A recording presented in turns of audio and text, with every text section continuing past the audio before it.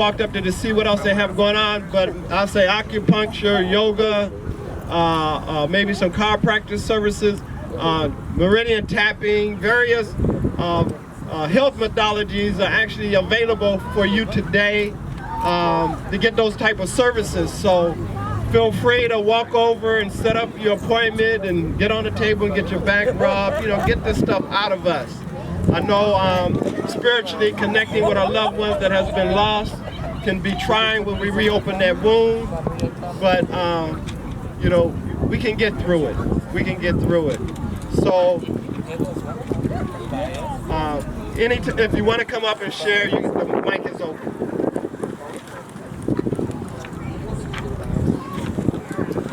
Hello, family. Usually when we begin a rally in New York, we always either start or end with the Asada Shakur.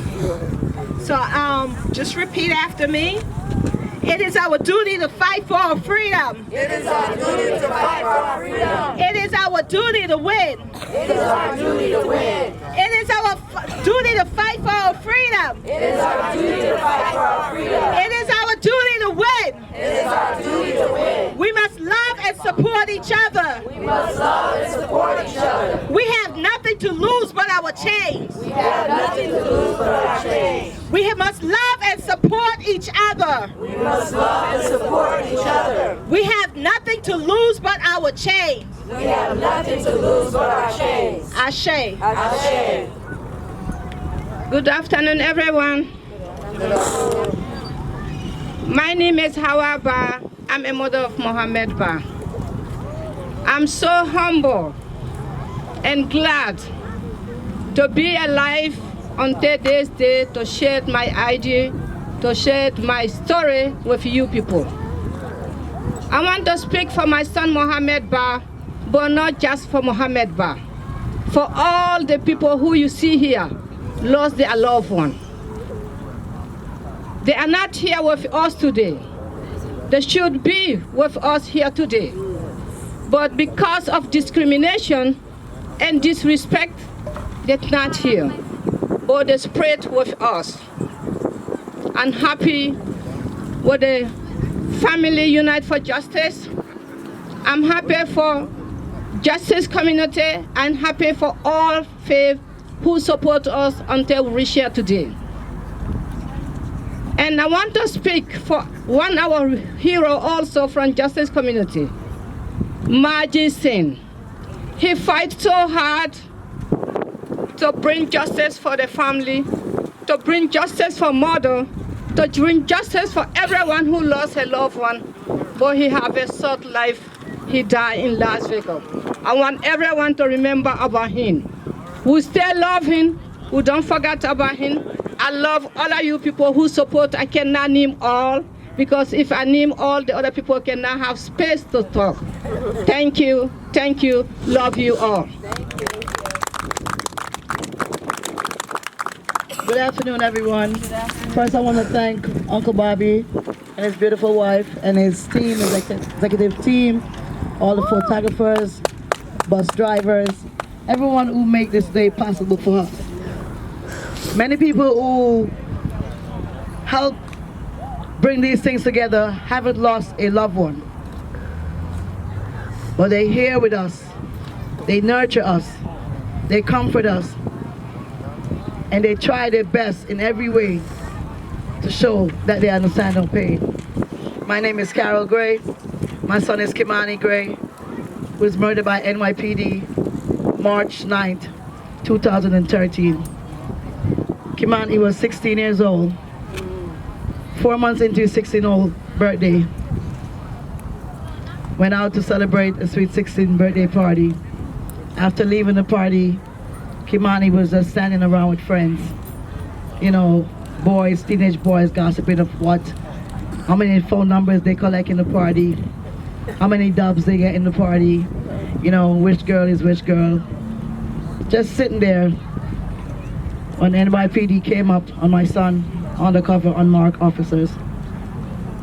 Murdered my baby. Kimani didn't have a chance. They say Kimani aimed at the cops. Yet no shots were fired from him. They always say that. Yet the gun has no fingerprint, no DNA of Kimani's. But they ruled it out because of an unjust system and a corrupt system that's supposed to serve and protect our children didn't bring these officers to justice. I'm sure whatever you hear from me today, you're going to be hearing from a lot of mothers, a lot of family members. This pain,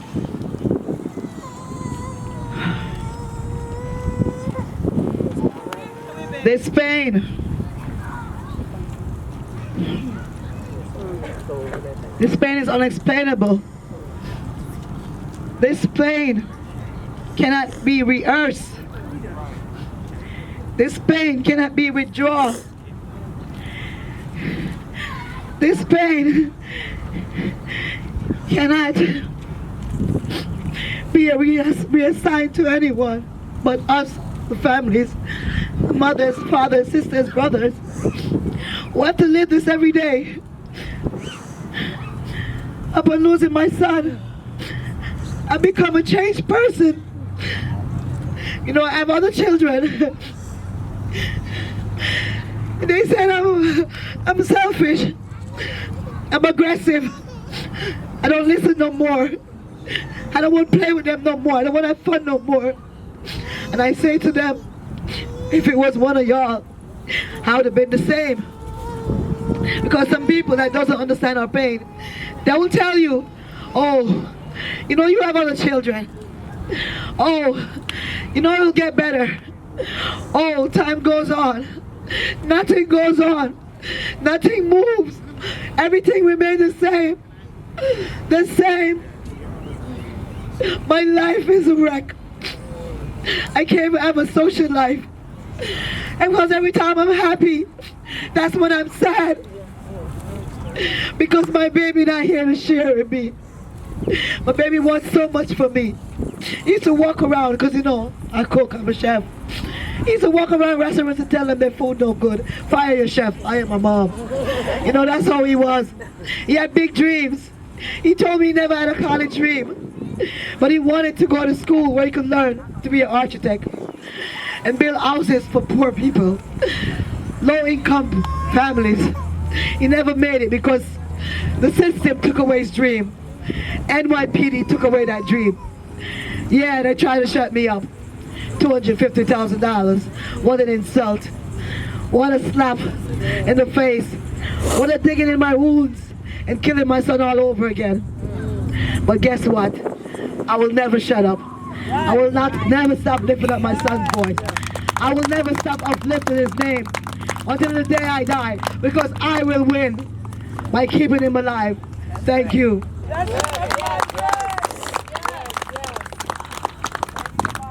Hi everyone again.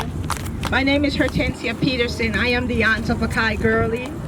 Akai Gurley was murdered November 20th, 2014 in the Lois H. Pink houses in Brooklyn, New York. Akai was murdered 8 days after his 28th birthday. Akai Gurley was murdered walking down a flight of steps. Akai Gurley had no interaction, nothing, with Peter Liang nor Sean Landau. Those are the two officers that murdered my nephew. My nephew ran down a flight of steps in the dark, not knowing that he was hit. Akai Gurley collapsed between the 5th floor and the 4th floor landing of the projects. Akai Gurley bled from inside out. Akai Gurley's major organs, that one bullet took all major organs out. The ME said had Akai Gurley lived, Akai would have been a vegetable. To this date, the police officers was fired from the force. There was one Asian and one Caucasian. The Asian, Peter Liang, was the one that fired that fatal bullet. He was tried and convicted by a jury of his peers. The Brooklyn DA, Ken Thompson, which was a black man. So no matter what, when we have a black person in position, they're not always and they will never be one of us because of the color of their skin.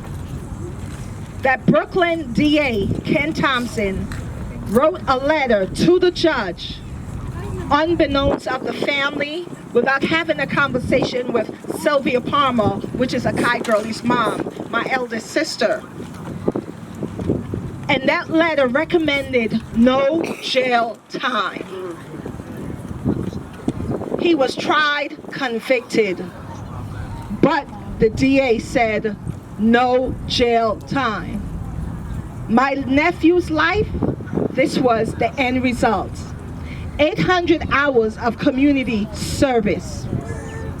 800 hours of community service. 5 years probation, plus fired from the force. This was the result of my nephew, Akai Gurley, losing his life in this system. We already know that this system is corrupted. This system was never built for us. This system has to be dismantled brick by brick. That's right. Legislation by legislation. And if we have to take it to the mayor, the governor, the president, that's what we have to do. Because we were put in a position to not only be the voices of not only our loved ones, but those that comes after our loved ones. Akai Gurley was not just a son, he was a father, a brother, a nephew, an uncle. Akai Gurley was most of all human. That's right. The manner in how he was murdered, and to this day, no one has been held really accountable. What NYPD and what the justice system does is just say, oh, give them a couple $1,000, a couple $1 million. Akai Gurley's daughter, Kyla, a jury awarded her $4.2 million.